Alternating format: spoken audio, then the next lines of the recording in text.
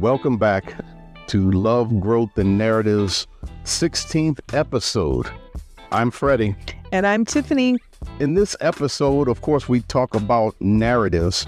And the question we're trying to face is, as a nation, are we that different when it comes to all of these different national issues? Well, before we get started, I want to hand it off to Tiffany to do a little housekeeping.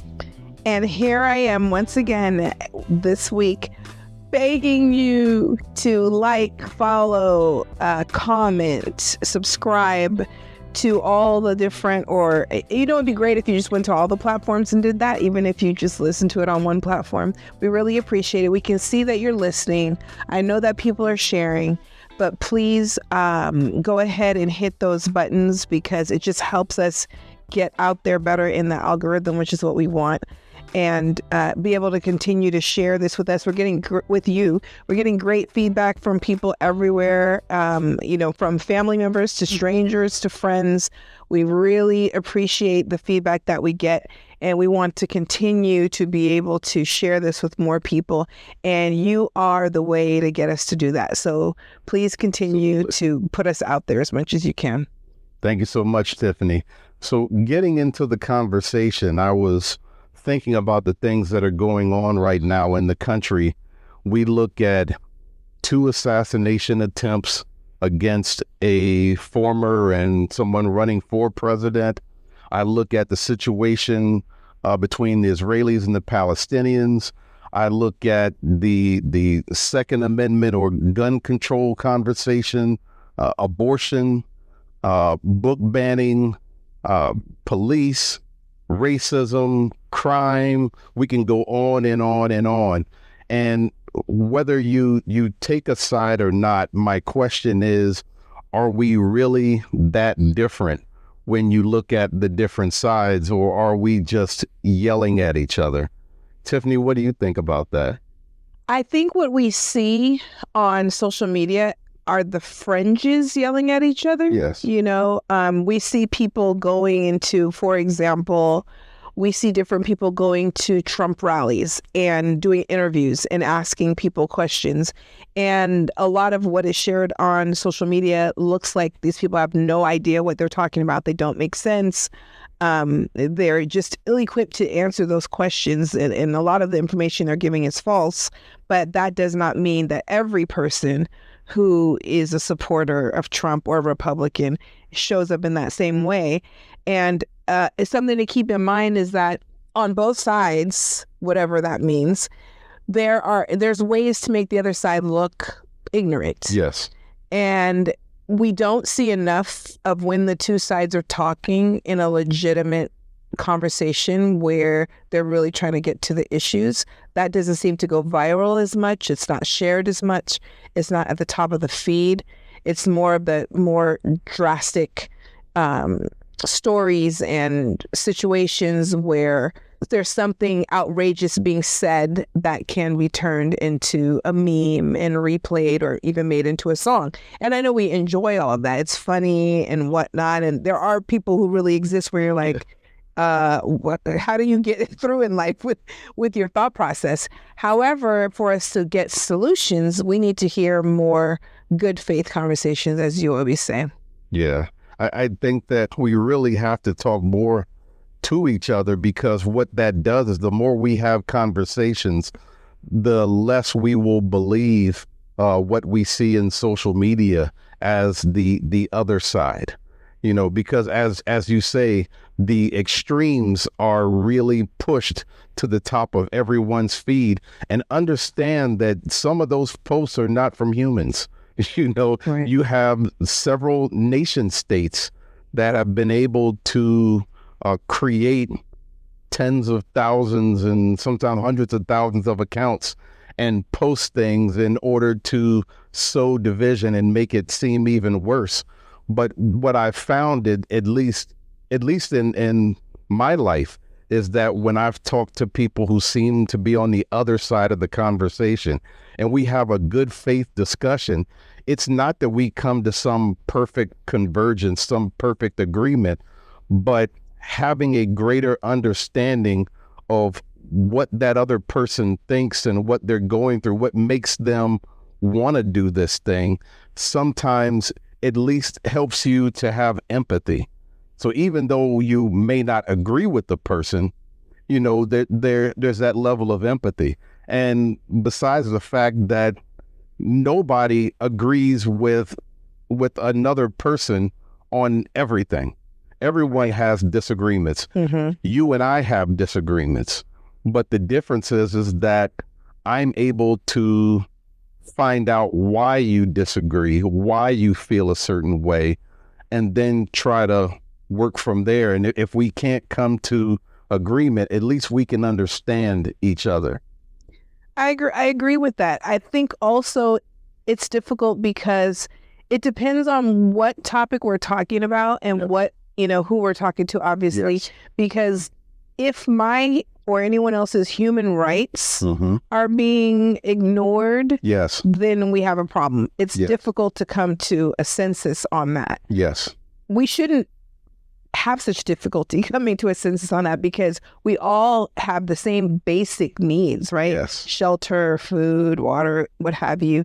But there is definitely a discrepancy between different people and what they Yes. have, their needs being met. And so at times I do find it really difficult to have conversations with certain people because they're not thinking all of their needs are met. Right. And they are wanting someone else's needs to be, I don't know, they don't care about them, Yeah. or they want to either keep or have an abundance of what they already have Yes. while someone else is in a deficit. I do take, issue with that. Yeah. And in those situations, those aren't good faith conversations. Mhm. You're not, and when I speak about a good faith conversation, I'm talking about an honest, vulnerable look at here's why I feel the way I feel, and not in a way where we're attacking each other and we're throwing out, ad hominems or calling names and stuff like that, but honestly trying to understand why someone is the way they are. Mhm. And yes, but I will definitely agree with you when someone is closer to that situation, sometimes it's difficult for them to have those good faith conversations. And what we end up doing is we take anecdotal evidence and make that the rule. So, and I really don't want to try to poke into one, but like if we say the police, so there was an incident where a police officer killed a young black man in wherever town, USA. And then you have some people that will say, see, that's the reason why all of these things are so bad. Now, that's not to say that they're wrong, but when you take that side based on just a few pieces of evidence here and there, you're missing the grander picture. I agree. And I think this goes to the fact that in school, there's so many topics that we don't want to bring up because people are afraid the teacher is going to push their value or that, I don't know, maybe sometimes parents are afraid that their child's thought process will change hearing other people's opinions. But I think the most important thing is it takes practice to be able to really listen Yes. to someone, especially when you don't necessarily agree with them. Yes.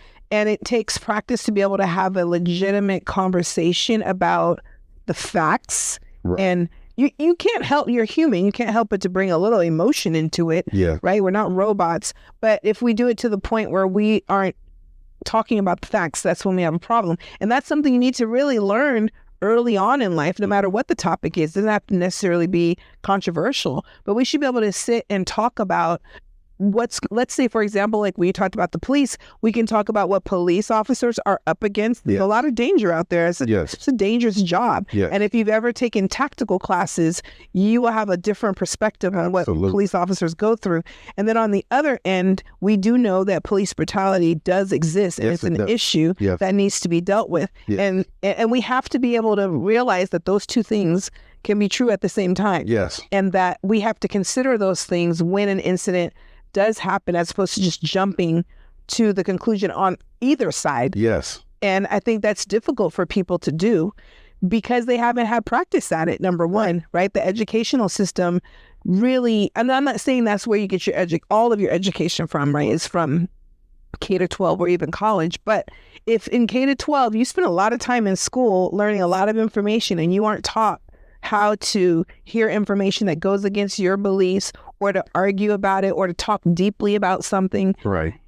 By the time you're 20 and plus and you're now on social media saying all kinds of things, right? You're being taught by social media how to have arguments and conversations, which is probably not the best place to do that. So again, we have to be comfortable with talking about things from different angles and discussing the facts wholly and not taking it so personal when a person is saying something that you don't agree with. Right. Unless, of course, it has to do with humanity. That's an area that I do. I'm not saying you should shut the conversation down, but I'm not going to sit here and talk with somebody who feels that their life or the group they belong in is more important than everyone else. Like that's going to shut the conversation down, right? Yeah. Yeah. I think that whenever you see conversations with people who disagree, where both sides are trying to understand the other side, things just come out so much better. Instead of having this fight of I must defeat you. And then it's like, it's not even about whatever you're arguing about. Right. It's about your own ego. It's about, I need to defeat you. I need to diminish you because you had the nerve to disagree with me. Right. And that's why you see on YouTube a lot of times, and I've seen it in news articles as well, where this person disses the other side, or this person attacks the other side, or this person takes down this person, and I don't know why people are so entertained by that. I do. I like it. When I hear some of the people, speaking and they shut it down, they shut somebody down. I do appreciate, especially when that person is not adding anything to the conversation, avoiding questions, telling lies.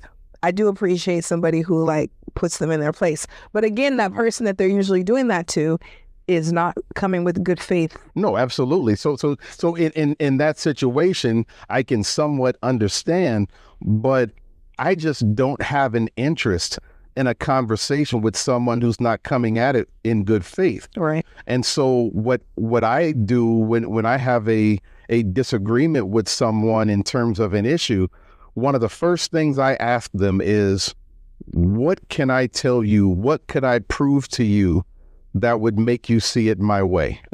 What kind of evidence would it take for you to reverse course and say that you were wrong? And if they say that there's nothing, well, then I have no need to have a conversation with them because they're so rigid in what they're thinking that they think that there's no possibility that they could be wrong. For me, any argument that I have, I can tell you easily what could be done, what evidence you could give me to make me think otherwise. There's always that, because I want to get it right. I don't care about having my point. I want to be right. And so when you want to get it right, I want to get it right. Right. Yes. You want to understand. Absolutely. Okay. Thank you for correcting. Yeah. Thank you for correcting me. Yeah, I do. I want to get it right. And there have been times when you and I have had some heated conversations, and then you'll say something and it stops me in my tracks, and it's like, okay, you know what, you were right. And then that just kind of, it snowballs, because now it's like, okay, well, she was really right on this one. Now I'm curious as to what else she was right about. And then we're learning. Right. We're learning. And so the conversation doesn't have to be adversarial. It can be fact-finding, and that's where we learn.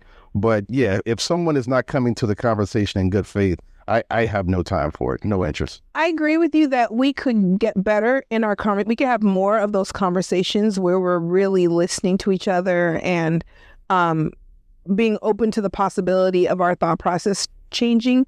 And then there are people who think they're having a good faith conversation, but they aren't. So they're speaking for a group of people they're not, one, a member of, two, they don't know that group of people very well. They are expecting that group of people to live the way they live, which they consider to be the norm, quote unquote. Yes. And I do take issue with that, especially as a person who I feel like I am around so many different types of people, and I have a good understanding a lot of where they come from, a lot of different cultures, obviously not all, but many cultures. I grew up around many different cultures, and sometimes I'm having conversations with certain people and I know that they are not well experienced with different people and their needs. Some of the things that come out of their mouth, this just blows my mind, and I can't always go back and forth with them about it because it could be at work, Yeah. So you kind of have to let it go. But in my mind, I'll have that conversation later on with someone else. But in my mind, I wish that we could have these kind of conversations because it's impacting what we do. It's one thing when it kind of impacts your own personal life, but it impacts how you move and how you move with people who are the future, basically. So I think it's important to evaluate, are you really good faith? Do you really know what you're talking about? Have you stopped to think about the other side and how they're feeling? Have you considered that within yourself before you even try to have the conversation with someone else? I think that's really important to go over that with yourself. Absolutely. And then you'll be a little bit more prepared to have that conversation with someone else. Yeah, I mean, that's really the textbook case of straw manning. Where you caricature the other side and then you attack that caricature, and that's one of the problems. And to even go back to our conversation last week, there were times when I was at my heaviest and I would see these people, all you got to do is eat less, and it's like, really, you know me, you know exactly what my problem is. Right. Like, come on, seriously, so yeah, I can see that. That happens in the case of racism. It happens in the case of sexism, a lot of things where one person isn't coming to it with good faith. They're not trying to understand the other side.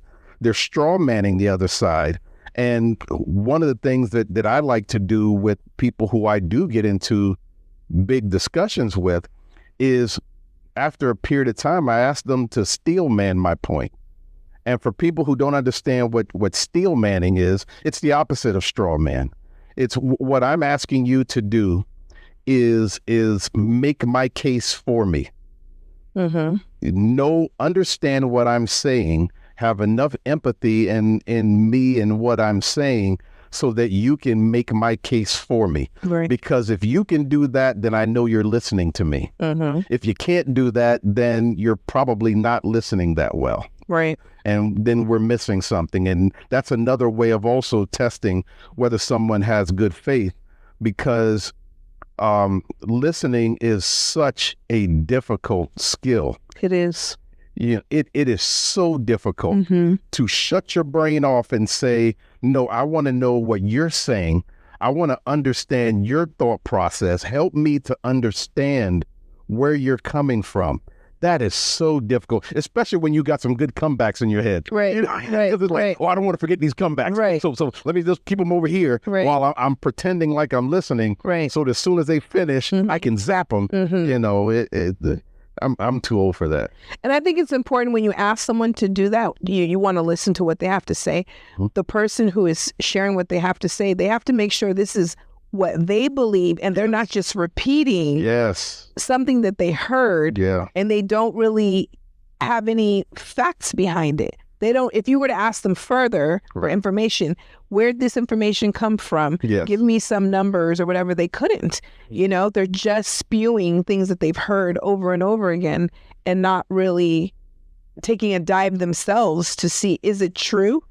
I know for myself, when I'm on social media, and I am a huge social media person, when I'm looking at a lot of these hot topics, I like to read the comments. I know some people don't bother. I don't. They don't want to hear what they have to say. But for me, I learn a lot in the comments. I mean, yes, there's bots and all of that, but there's also just regular people.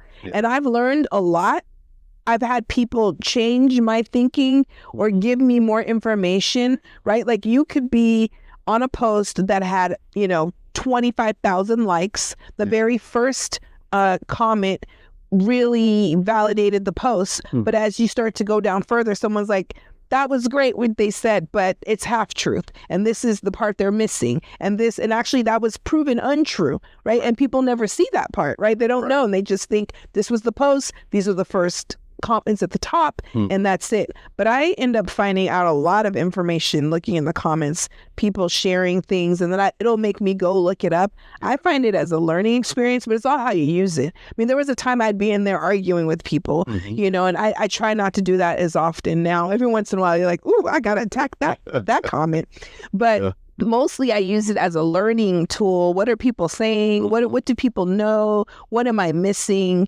It's a way of having a conversation for me, because the people who are actually around me in my life avoid having these conversations. So I find it as a way to have conversations with people. Well, these are people.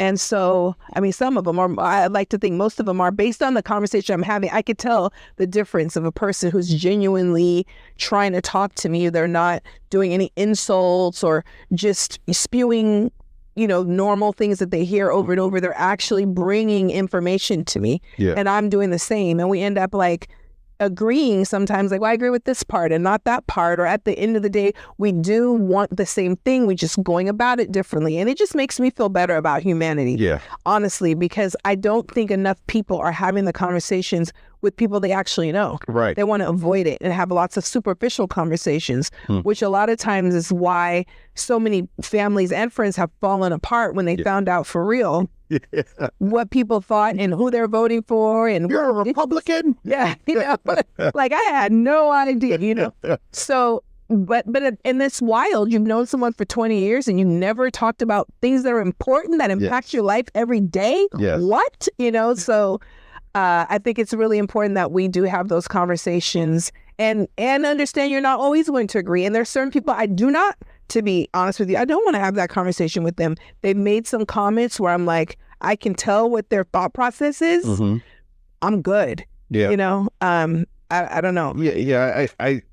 But the other question with that is, do you honestly have to have a hard opinion on everything? No. And I give you, for instance, even for me, I've had people talk about the abortion debate with me. I'm not sophisticated enough on that topic. I mean, I have ideas, but I'm not sophisticated enough on that topic to get into a discussion with people. I'm not. Right. And so if someone asks me, I could say, hey, I don't really feel like I'm smart enough on it to say one way or the other. Instead, some people, what they do is they'll look at what their team believes. Oh, I believe this. Well, why do you believe it? Well, because my team believes it. Right. Or this is the way I was raised, which irritates me to no end. Right. This is how, man, you're how old now? And you still haven't thought it out for yourself. Right. And if you haven't, just say, look, I haven't taken the time to do the research to really be critical about it in order to make a decision one way or the other. And just leave it at that. You don't have to have an opinion on everything. You don't. I agree with you. However, I also think sometimes that's a cop-out to not have a conversation about something that you are going to be voting on, that does impact your friends and your family. Well, I don't know enough about it. Well, go learn about it. The information is all over the place, right? Like there was a few things that you mentioned earlier that I didn't know some things about, but I learned about it. I learned from you. I started reading and watching different things and watching different types of news that actually gives both sides as opposed to the popular news. And so I can learn more. Like, why would I turn that down? I still may not share exactly my opinion is because nowadays you can get canceled for, the silliest thing.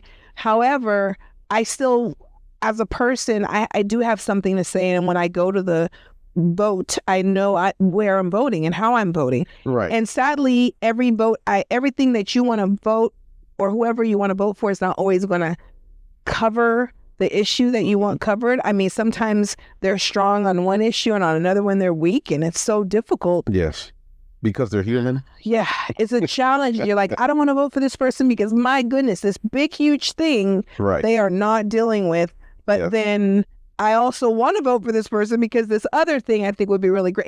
It's a place that we're in. It's difficult. Yeah. It's And a lot of people are single issue voters. This is the critical thing for me, and I want to know what you think about this. And for me, when it comes down to like the abortion issue, now if there were a referendum on the ballot in November, then yeah, I need to really get smarter on it. And it's not that I'm just saying I don't know enough, I'm just going to leave it at that. I do read about it, but I'm still not to a point where I feel like I can have an intelligent argument about it. And so for me, I stay away from that conversation.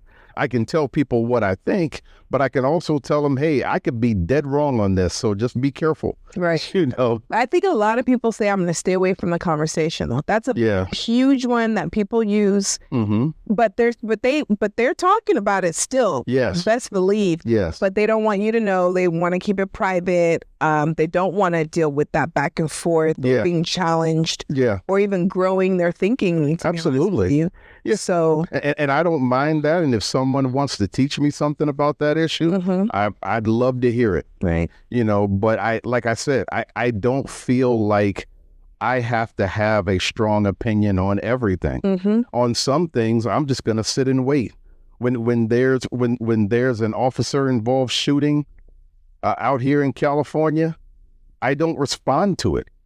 You know, you have one side that will say that's why we can't stand the police. You'll have one side saying that's why we need more police. I mean, so but it's like nothing has actually come out about what happened. It'll be a quick headline, officer involved shooting in this city, and people just start flipping out of nowhere. You don't even know what the heck happened. Mm-hmm. You know, right? It's like, take a deep breath. Let's get more information in. Let's get, whatever the body cam footage, the testimony of witnesses. Let's just get all of that in, and then try to figure out what we think about it. But having this knee-jerk reaction, the reason why I think a lot of people do that is because it confirms biases that they have. Mm-hmm. And so if you already have something in your mind and then something hit the news, you say, oh yeah, see what I'm telling you? Right. It just happened. Mm-hmm. But it's I know people don't like this, but it's intellectually lazy.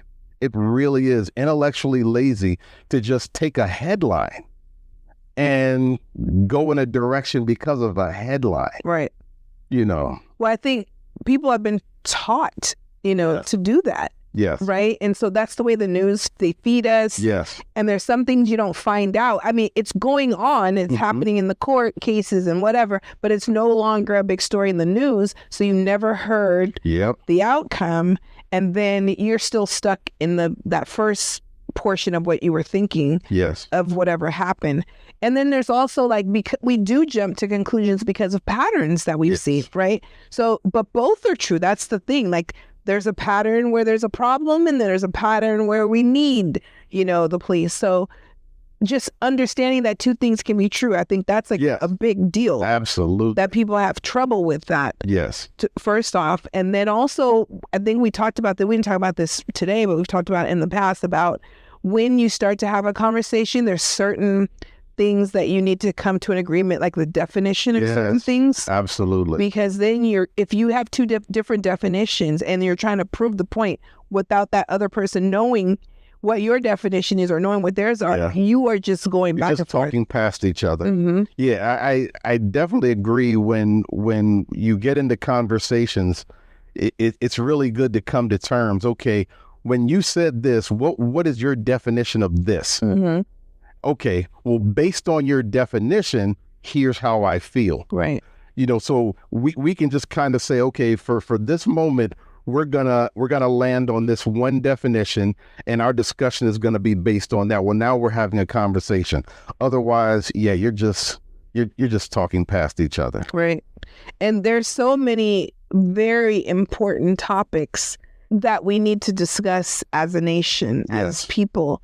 We have to have these moments, these forums where we can do this. Yes. That's the only way that we're going to not keep repeating Yes.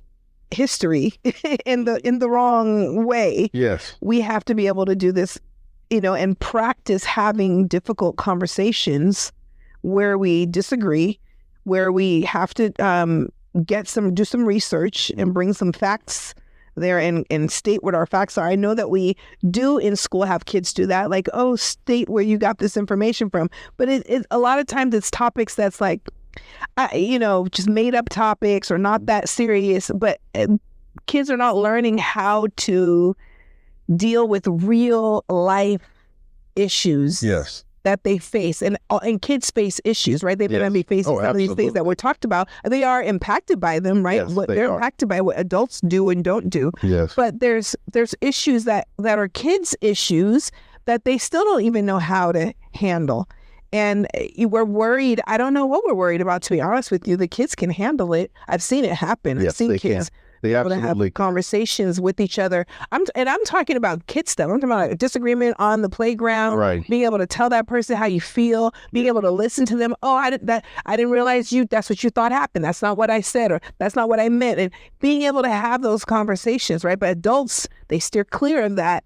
Like, let's just not talk about anything that's important. And unfortunately, if you don't get this right as a child, you're going to be an adult who also doesn't get it right. That's right. Right. I mean, you're going to be 60, 70 years old and still not be able to have a conversation. But I think that for us to start having these conversations, we're going to have to allow a certain amount of dissent from the other side, honest dissent, and not be triggered and not be as offended if they honestly feel this way, whether they're not trying to tear you down, but this is an honest emotion, then that emotion needs to be dissected and thought of and talked about and analyzed, instead of, oh, that was sexist, or that was racist, or that was whatever the term that we want to use for that. If someone is honestly feeling that way, then we need to say, okay, well, tell me more about that. Right. Help me understand why you feel that way. And again, like I said, this is for good faith conversation. This is not for some of these conversations, because I've had the other kind of conversation where it's like, yeah, this is a waste. Right. and also when you're having these conversations, making sure that all voices, or most voices, are represented, right? Like, we're having conversations a lot of times about immigrants, and we're not talking to the immigrants. We're not hearing their voice, which is wild. Yes, it is. So I really think that's important, to make sure when you're having these conversations that you bring in those voices of the actual people you're talking about, and who are really impacted by it. Make sure they're a part of that conversation. Because sometimes there's a piece that you're missing if you just get your information from Good Day LA or whatever, right? You are not getting all sides. You are not. Yes. You might get that good feeling piece or whatever, but you need to hear from all different kinds of people, regardless of their socioeconomic background, their ethnicity, their culture, all of that stuff. You need to hear from them, because they're going to bring a piece to it that you haven't thought of, don't know. Yes. It's really important. Yeah. And one of the things that you had talked about a lot with me over the years is about, instead of or, and. Right. Like, for instance, the United States, being an independent sovereign nation, has the right and responsibility to secure its borders. And you should also have a level of empathy for people who risk their lives and their children's lives to come into the country. Right. I think you can do both. And so and the reason why all of these discussions are so critical is because we are actively being attacked by other countries, actively, that would love to use this division to rip us apart, to distract us on a lot of these other subjects, while they're constantly taking over and unfortunately this is not paranoia. This is actually happening. Right. And so this doesn't mean that we all have to agree, but we do need to bring down the temperature of a lot of these conversations, and we need to just listen to each other. Right. Right. And listen to yourself sometimes. Like, before we wrap this up, I want to talk about, I saw this TikTok or Instagram or whatever, where a person in the video was saying, if so-and-so wins, I'm leaving this country. I just don't like the way this country is going. I'm out of here. I don't feel safe. And so the other person's like, so you're going to go to another country where you feel safe? And they're like, yes, I'm not going to deal with this. This is terrible. And the person's like, so you're going to seek safety somewhere else because the country you live in, you feel unsafe. And the person's like, yes, yes. And they're like, so that's what immigrants do. And the person's like, wait a minute. That's not what I mean. I don't mean them. I'm not like them. Yes, you are. Yeah. Like that's the same thing.